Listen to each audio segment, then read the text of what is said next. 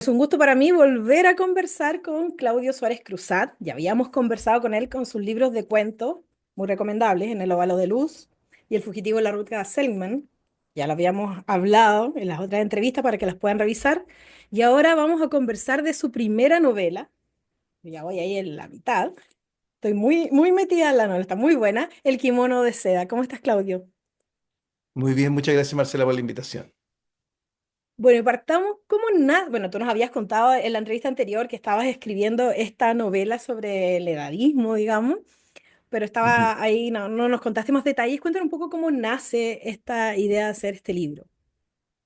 Bueno, en, en todos los años que yo me dediqué a la medicina, veía que varios de mis colegas se quedaban pegados, llegaban a la edad de jubilación y pudiendo irse, no se iban porque no tenían nada más que hacer, porque no habían desarrollado otros intereses en la vida que les permitiera salir.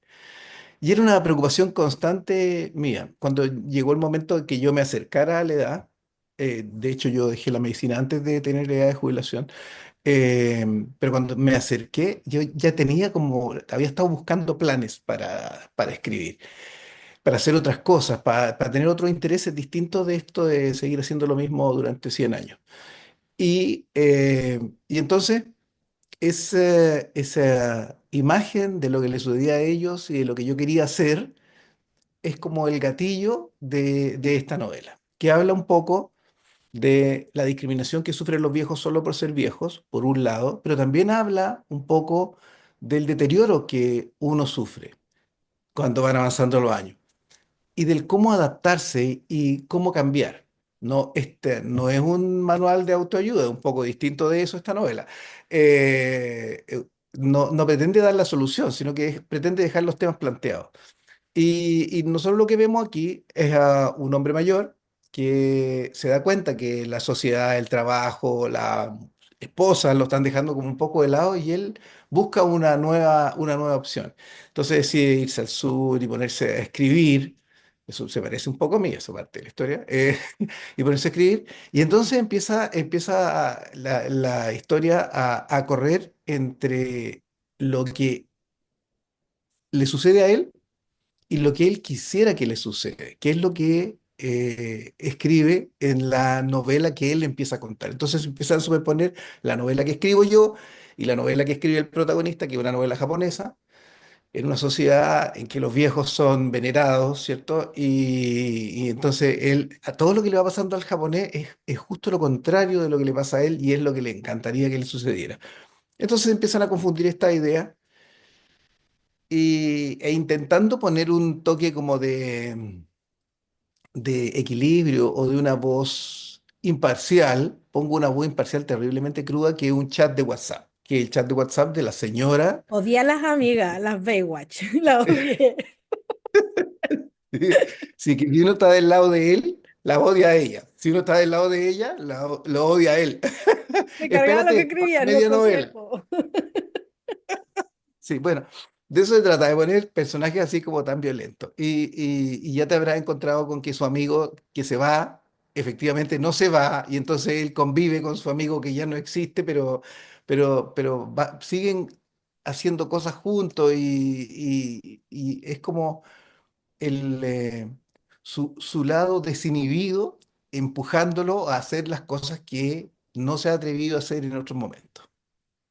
Justamente el libro, como dices tú, no es de autoayuda para nada, es muy entretenido, muy rápido de leer. Pero toma el edadismo de distintos lados, desde la persona que lo está como, vamos a decir, sufriendo, digamos, llegando a esta edad, viendo que ya, digamos, a veces el cuerpo, la mente no le da como antes, los compañeros de trabajo están por otro lado, que muchas veces pasa en los trabajos que llega gente más joven y dicen, ay, este viejo ya tiene idea antigua, no va a aportar nada más. Está el de la esposa, que es más joven, la de las amigas. Entonces, tiene una visión como bastante de distintos lados.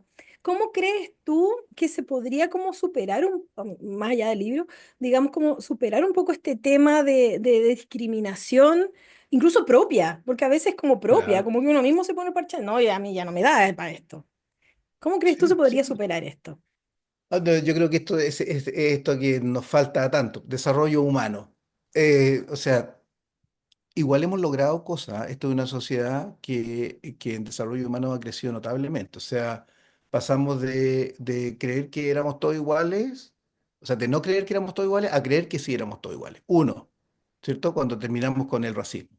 Dos, eh, las mujeres lograron tener su lugar, su 50%, cosa que no había pasado. Pasó en los últimos 15 años. Antes de eso no veíamos esa realidad. Entonces, los niños ahora son más respetados, valorados y protegidos. El trato que recibían los niños, el trato violento que recibían los niños hace 30 años, ya es como delito. Entonces, claro, vamos logrando avances. Pero los viejos se nos quedaron atrás. Y no es raro, se nos quedaron atrás porque son unos votantes que no le importan tanto a nadie, los viejos no salen a la calle a meter bulla, entonces tú ves que tenemos una reforma de pensiones que lleva ahí estancada entre negociaciones por culpa de unos o de otros. Alternativamente, es una cosa que se podría hacer con facilidad, lograr un acuerdo que fuera parecido a lo que cada uno quiere, una cosa de negociación, y los viejos tendrían una solución y tendrían una pensión digna, pero los viejos son siempre los postergados, todavía. Pero vamos a llegar, porque los temas ya están. O sea, en el mundo se habla de edadismo, en el mundo se habla de discriminación por edad, en el mundo se habla de pensiones, se habla de la inversión de la pirámide generacional. Vemos que ya hay muchos países que están llegando a tener un porcentaje de personas mayores de 65 años superior al 20%, y nosotros Exacto. vamos un poco para allá. Nuestro vecino Uruguay el año pasado tuvo más muertos que nacidos. O sea, cuando pasa eso, la sociedad rápidamente empieza a perder juventud, y entonces hay que empezar a mirar qué hacer con esta tremenda población de viejos y cómo valorarlo y cómo darle oportunidad y cómo hacerlos productivos. Porque es cosa de nosotros hacerlos productivos. Yo me acuerdo cada vez que veo que aparecen estos programas de adulto mayor, me gusta. Veo como engancha una cantidad enorme de gente y lo pasan Sí. súper bien, y lo llena de actividades. Los viejos están esperando las oportunidades. Eso. Y sobre el libro, que tú hablabas que tiene algo de ti, Miguel Cruz, a pesar de que es un geólogo y tiene otra profesión, pero ¿hasta qué punto quisiste ponerle de ti, digamos? Bueno, yo creo que alguna vez hemos comentado que en general la obra literaria nace de una escena que uno tiene guardada en la cabeza. Y esta escena puede ser vital, personal, puede ser oída, puede ser vista en la vida de otros. A veces, qué sé yo, un comentario en una fiesta, en una comida, en un bar, y alguien te cuenta eso, y esa escena que apega. Bueno, la escena del decidir dejar de ser doctor y dedicarme a una cosa distinta en el sur es el gatillo de todo esto. Ese es mi punto gatillante. Pero como toda la historia de este gatillante, necesita que yo lo haga crecer hacia adelante, hacia atrás, lo convierta en una historia que linealmente sea comprensible y entretenida, porque la historia de uno siempre, por mucho que a uno le parezca entretenido, ¿te has fijado? La vida de uno es bastante fome. Entonces, cuando alguien empieza a contarte su vida así detalladamente, uno empieza a poner cara de aburrimiento y a buscar con quién más conversar. Así que, evidente, necesitamos que la anécdota esta sea mejorada. Y después de eso, de hacer la estructura lineal, le hago, diría, las capas de profundidad. Entonces empiezo a ponerle historias paralelas, empiezo a ponerle las contradicciones a los individuos, y entonces eso la hace crecer en este otro sentido. Cuando tengo todo armado, la desarmo y la pego distintas, porque eso termina siendo. Entonces, a veces la idea primaria, el gatillante de la historia, termina siendo tres líneas en una novela de 240 páginas, pero es el gatillante. Y uno después a todo le va colgando un poco de las imágenes de lo que va pasando. O sea, el amigo muerto está firmado en que a mí se me murió un gran amigo mientras yo escribía la novela. Entonces se me ocurrió incluirlo a él. ¿Y cómo sería si él estuviera conmigo? ¿Cómo lo llevaríamos? Porque hacíamos planes y teníamos cosas. Entonces uno va como pegando cosas sueltas de la vida, y esas van estructurando este relato. Y este relato, bueno, como lo comentabas tú, tiene como tres partes. que es la principal, la de Miguel en primera persona. Están estos chats que son de estas amigas que a mí me cargaron. Y también el de la hija, que es un poco casi un monólogo, porque ella le habla, pero él no le contesta Sí, prácticamente. Y está esta novela dentro de la novela, esta novela japonesa que es opuesta, que es una historia de amor, que es una mujer. Eso, ¿cómo lo armas tú? ¿Lo armas por separado, como decías? ¿Lo pega? ¿Qué tan difícil es hacerlo? Porque se ven, o sea, uno lo lee y de verdad no es choqueante, como que uno entiende perfectamente, pero sí, ¿cómo logras que sea como lo mismo pero distinto y contando la misma historia? sí. Bueno, escribir la novela me tomó escribirla, la primera pasada. Me tomó yo creo que meses, 6 meses, ponte tú, escribirla de punta a punta. Y cuadrarla después me tomó un año y medio. O Ah, sea, ya. el trabajo de hacer que los diálogos de las Baywatch, primero uno podría leer los diálogos de las Baywatch, solo los diálogos y entender una historia que pasó Sí, completa, ¿cierto? Después puede leer la historia japonesa sola o puede leer la historia de él solo. Y todas son historias independientes, autosuficientes, si uno las lee. Sin embargo, todas están relacionadas. Y el punto de dónde cruzarla es el trabajo. Esto lo pongo aquí o lo pongo un poquito antes. ¿En qué minuto le digo a la gente que se murió Pedro? ¿Cierto? No es ningún spoiler porque decidí ponerlo al principio, así que no se preocupen. Eh, entonces, eso durante mucho rato quise que no decir que Pedro se había muerto, borrar ese capítulo y hacerlo pasar de manera más confusa. Y después fui como dejando esa historia. Después, el final de la novela tenía un capítulo más en la historia original, que finalmente lo eliminé y incluí solo un par de cositas de eso en los dos últimos capítulos que hacen ver el otro. Quedaba tal vez muy explicativo, tal vez hacía como un epílogo muy cerrado, no sé. O sea, el trabajo de hacerlo cuadrar es lo más entretenido. Yo uso una pizarra enorme de 3 metros por 1 metro y medio de corcho, donde pongo una línea de tiempo y la historia principal y después voy colgándole las otras para ir entendiendo, cosa que en una mirada yo pueda ir como decidiendo, no, esto lo muevo para acá, esto lo muevo para acá. Y trabajo mucho en eso. súper metódico. Sí, soy obsesivo, era cirujano. Los cirujanos somos porque los tiempos son así ordenaditos, pues, y uno tiene Claro. que hacer esto primero y esto después, y si lo hace al revés no resulta. Entonces, me ha resultado.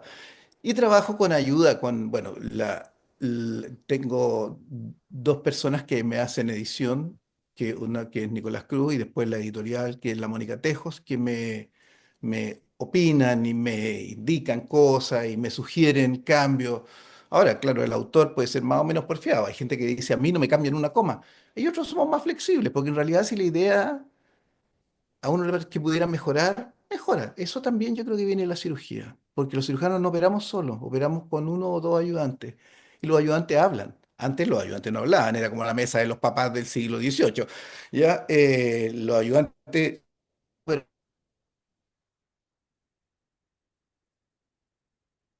y no te parece que podríamos allá, y el anestesista opina, y el anatopatólogo te cuenta la biopsia. Entonces, estoy acostumbrado a esto de la interacción, y yo creo que eso en este largo periodo de después de escrita, de la adaptación a la obra definitiva, colabora mucha gente. Yo creo que tal vez soy más permeable que otros y tal vez uso más colaboradores que otros, pero eso viene de mi mundo de la medicina.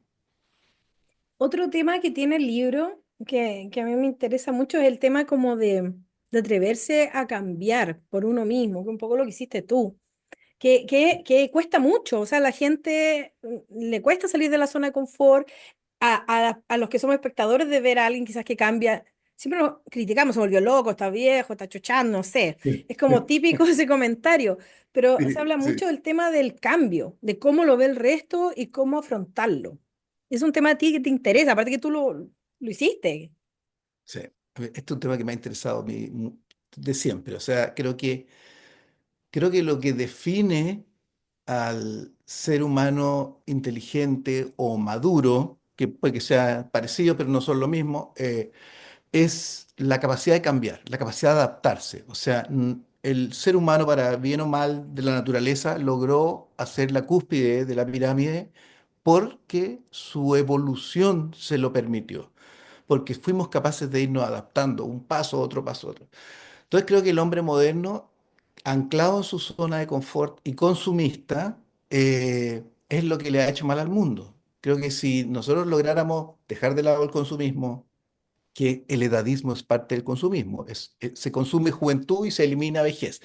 Entonces, esto es lo mismo. Entonces, si nosotros lográramos hacer este paso y decidir que podemos vivir muchas etapas, todos vivimos muchas etapas, ¿ah? Lo que pasa es que de repente se nos olvida, pero vivimos una larga etapa de estudiantes que dura como hasta los 25, en el caso de los doctores dura como hasta los 30. Después vivimos una etapa profesional, una etapa que puede tener o no tener familia, una familia de un tipo o de otro hoy día, porque eso todo es más cambiante aún. Y después como que se quedan pegados porque el nuevo salto a otra vida es lo que la gente se le olvida. Y tú ves que la cantidad de personas que cambian y hacen 20 años una cosa y después 20 años otra y después 20 años otra, son terriblemente felices y creativos. La gente polivalente es prácticamente toda. Todos tenemos la oportunidad de... Leía el otro día, escuchaba. A la Samantha Schweblin, una gran escritora argentina, gran, una de mis favoritas, que decía, a propósito de los talleres literarios que le preguntaron en una entrevista en Alemania, ella decía que le parecía que todo el mundo podía aprender a escribir. No todo el mundo va a ser premio Nobel, obvio, pero todo el mundo puede aprender a escribir, como todo el mundo puede aprender a bailar, como todo el mundo puede aprender a pintar. Unos lo harán mejor o peor, pero todos podemos hacer el cambio. Y no tiene por qué uno tener miedo al cambio, salvo que tenga miedo de dejar de ser exitoso. Y eso Sí. es tal vez el lastre, porque la Sí. gente, esta sociedad nos hizo tan exitista que entonces la gente no se atreve a empezar a hacer otra cosa y ser nadie o del montón, no sé. Volver a Yo era un doctor cero. bastante famoso y ahora soy un escritor bastante desconocido. Entonces, como eso que hice yo, se lo he visto hacer a otros, no lo inventé yo, se lo he visto hacer a muchos. Y me parece de verdad genial la capacidad de cambiar. Porque como las capacidades personales, las condiciones físicas van cambiando, uno debe ir adaptándose a eso para vivir de la mejor manera posible. Yo ya no saco nada con querer tener 18 años porque no lo voy a poder hacer. Ni Cristiano Ronaldo va a poder jugar a mi edad fútbol. ¿Ya? Entonces, Sí, hay que adaptarse. es Uno ve así. a los deportistas cómo cambian y se convierten en otra cosa, y algunos son geniales en lo nuevo que hacen. Entonces, eso, creo que la capacidad de cambiar es una virtud que la gente debería buscar. Y Pues atreverse. hay gente que De realmente nuevo. se aferra como a eso pasado, a esa gloria pasada y son Sí. tremendamente infelices.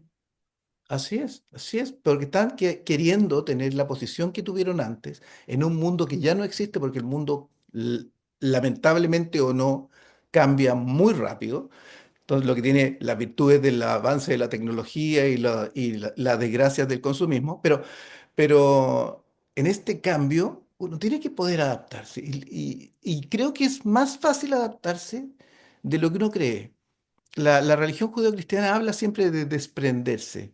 Y creo que una de las cosas que no somos capaces de desprendernos de las comodidades de nuestra zona de confort. Y que el salir de la zona de confort es lo más gratificante, desarrollador, desafiante. Así es. En el libro hay algo que me gustó bastante también, que vamos a llamar la parte principal, la de Miguel, hay mucha referencia literaria, no Sí, solo porque él también que aspira a ser escritor, y en la parte japonesa de esta chica hay muchas referencias musicales, de jazz. ¿Cómo, sí. cómo nace esta idea? Las pasiones. Estas son las pasiones. Igual todo tiene que ver un poco con la... Bueno, primero soy un bien melómano. O sea, aquí Ahí estoy detrás viendo. tengo discos, sí. Pero aparte de eso, es un tremendo lector, un fanático lector.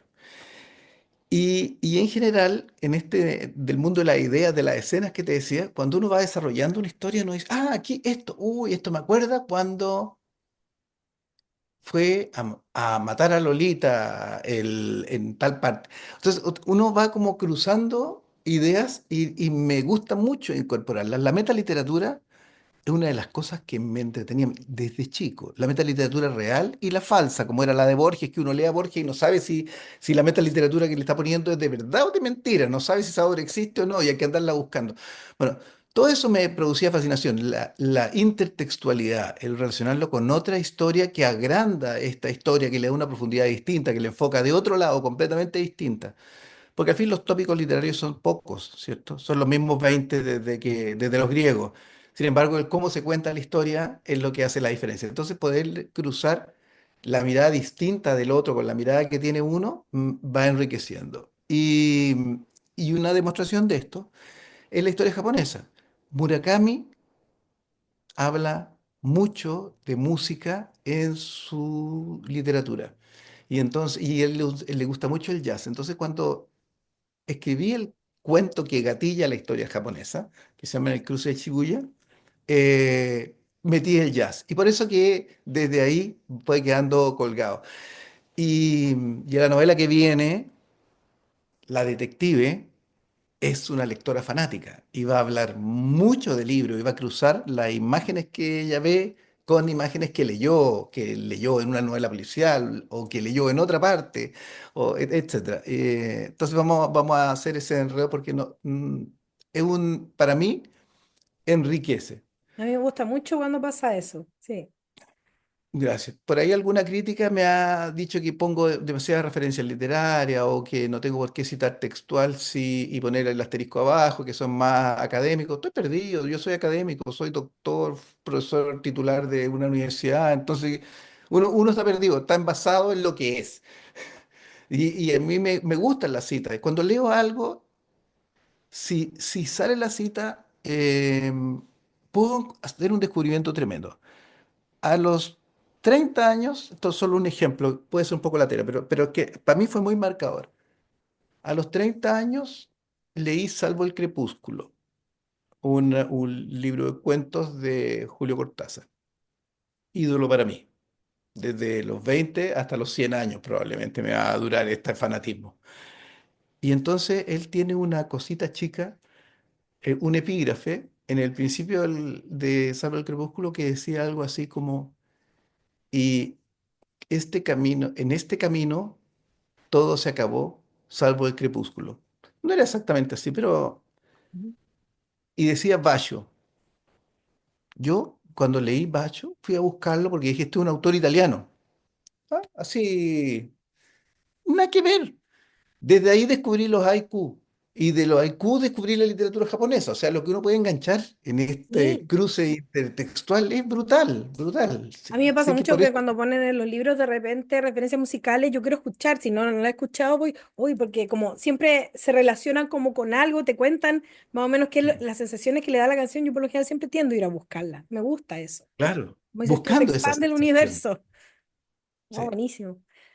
A Y me- propósito de eso, Voces, Claudia Jiménez, un libro que salió hace 6 meses, es un libro de cuentos que está cruzado con música, con mucha música, pero la música es de ella. Es muy interesante. Y tú en un código QR lo lees y te enganchas en Ah, un YouTube súper. y la música se va muy entrelazada en los cuentos. Es muy bonito esa integración. Aprovecharse, la nombro porque como me contaste que te gustaba esto, Ah, está súper bueno ese dato, buena. muy bueno, muy bueno. Bueno, estabas recién mencionando lo que se viene. Tú siempre tienes ahí ya trabajando en lo siguiente. Sí. ¿Qué nos puedes contar aparte de lo que nos dijiste? Es una historia que escribí y que ahora me va a costar 2 o 3 años de edición. Ya llevo trabajado un largo rato, la he reescrito. Era una historia de una mujer acomodada, así partía. Era una historia de una mujer acomodada que había sufrido traumas en su niñez y por esos traumas necesitaba sentirse cada vez más dominante. Como en toda mi historia, ella tiene una enfermedad mental, porque a mí me gustan los protagonistas con enfermedad mental. Me parece que hace una diferencia el tener más de una perspectiva y la enfermedad mental no siempre es una cosa, o sea, no, puede ser desajustada, pero no debe, no, también es discriminada. Entonces, por eso me interesa Sí. mucho tocarla y traerla de vuelta y ponerla para el otro lado. Bueno, entonces ella hace lo que hacen muchos bipolares, que es abandonar tratamiento. Y entonces cuando abandona tratamiento, se produce un cambio completo en su vida y pierde la cordura.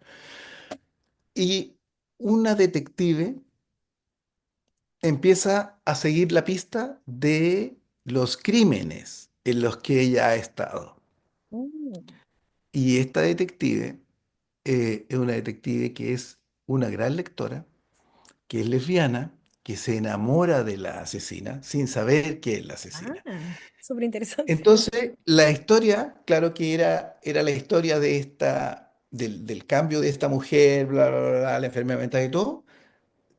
Con el paso del tiempo se transformó en la historia de la policía, que es un personaje terriblemente interesante, de la policía que persigue a esta mujer. Entonces, cambiamos de protagonista y antagonista y eso le dio un giro completamente distinto al desarrollo de la historia, porque entonces ya mi protagonista inicial es uno de los antagonistas de la policía y la historia está construida más en un intento de mostrarlo como una novela negra policial, que es un tema que también me interesa desarrollar porque es otro y me permite tocar los temas que me preocupan hoy, que son el narcotráfico, la trata de personas, el lavado de dinero, o sea, cómo las mafias van controlando a la sociedad sin que la sociedad se haya dado cuenta, van metiéndole despacito las manos por los costados y abrazándola. Claro, y si uno mira, recuerda para atrás lo que pasó en México, lo que pasó en Colombia, son bandas que no tienen cómo gastar tanta plata que entra. Y eso hace que se pueda comprar lo que quieran al lado. Y así es como van entrando a la sociedad, porque pueden ir comprando todo. Comprando las opiniones, comprando comprando la percepción que tiene la gente Sí, respecto a lo que es bueno y malo. ¿Cierto? totalmente. Es mucho lo que ha pasado en los pueblos de México, como dices tú, en Colombia, y que Tremendo. esperemos que no sea tan expansivo Sí, aquí. esperemos. Ejé. Parece que somos menos productores, parece que somos menos productores, somos más como de tránsito, parece. A lo mejor por eso nos salvamos más tiempo. O nos ponemos de acuerdo todos en cómo son las leyes que tenemos que usar. Seguimos, estoy igual. Los señores políticos siguen perdidos, peleando entre ellos, no por lo que la gente necesita. Por los intereses propios, Claro, lamentablemente. Ahí, el ahí poder. está el tope de muchas cosas. Sí, por eso que tienen el nivel de prestigio que tienen. Sí, Cuando dicen los partidos políticos, 1%, 2%. Sí. no hay que ser adivino para saberlo, si no se dan cuenta, No, entonces. no. Seguro que si volviéramos al voto voluntario, bueno, esto ya son opiniones que no tendríamos nada que hablar nosotros aquí, pero si volviéramos al voto voluntario no votaría nadie. Sí, mucha gente, o sea, si uno escucha, es como, ay, tengo que ir, pucha, no voy obligado, que lata, no iría, ¿cómo me la puedo Sí. sacar? No me Sí, gusta ninguno de estos, claro, o sea, es claro, como... voy, voto por el mal menor, que también pasa, que es terrible llegar a Sí, eso, sí, claro, y o la después... cantidad de blancos, de nulos, Sí, tremendo. Y después tenemos populistas gobernando en distintos lugares, populistas de un lado o de otro, porque al final son vendedores de pomada nomás. claro. Entonces, ¿qué? Bueno, ya, pero... O No fue sea, por otro lado. bueno, entonces la novela se desarrolla como una novela policial alrededor de esta policía que hoy día se llama Daisy, mañana quién sabe cómo se llamará en la imagen definitiva, porque esta cosa fantástica del Word, de que uno aprieta, pone el nombre y después dice cambiar por, pa, y quedó todo arreglado de una vez, no como antes que uno cambiaba uno por uno. Eh, y la historia de cómo es vivir siendo detective, un poco de eso, que también en las evaluaciones es una de las instituciones bien evaluadas por la ciudadanía. Que cambiaron, y que es divertido, porque primero son pésimas, después son fantásticos, pero hoy día investigaciones y carabineros son instituciones bien evaluadas por la gente, están mirando el otro lado, mirando el lado de la desesperación, de la indefensión, de la necesidad de que alguien venga a protegerte. O sea, todos los fenómenos sociales van como nos van empujando. Bueno, Claudio, como siempre, es un agrado conversar contigo. para cerrar, invita a la gente a leer El kimono de seda. Está muy bueno. Ahí está todo. Los invito a leer esta novela, que es una novela que se lee muy rápido. La, la mayor parte de los comentarios que me llegan es, me senté y lo leí de una o de dos sentadas. Es el número de sentadas en que se lee, porque atrapa, la historia está contada muy rápido y de verdad es una historia entretenida. Y habla de estos temas, pero lo habla en tonos variados. A veces vamos en una línea muy dura, muy terrible, pero muchas veces va en un tono de comedia, en que uno se va riendo de lo que va pasando, de cómo lo comenta la gente, de la idea espantosa que tiene uno en distintos momentos de la vida. Y creo que puede lograr poner en conversación la pugna entre deterioro y discriminación. Cómo poner en el justo equilibrio el juicio que uno hace de las personas y de la sociedad. Muchas gracias, Claudio. Que estés muy bien. Muchas Esperamos tu gracias, próxima Vicky. novela. Ya me tincó. Ah, qué bueno. Nos vemos. Chao. Chao.